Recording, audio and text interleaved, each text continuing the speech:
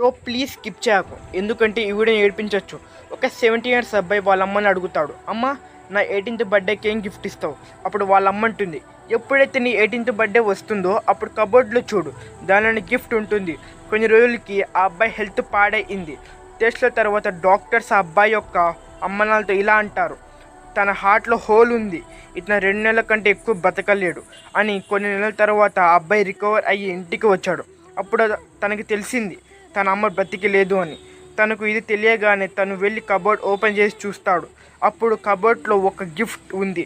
అతను ఫాస్ట్గా గిఫ్ట్ని ఓపెన్ చేస్తే అందులో ఒక లెటర్ దొరుకుతుంది.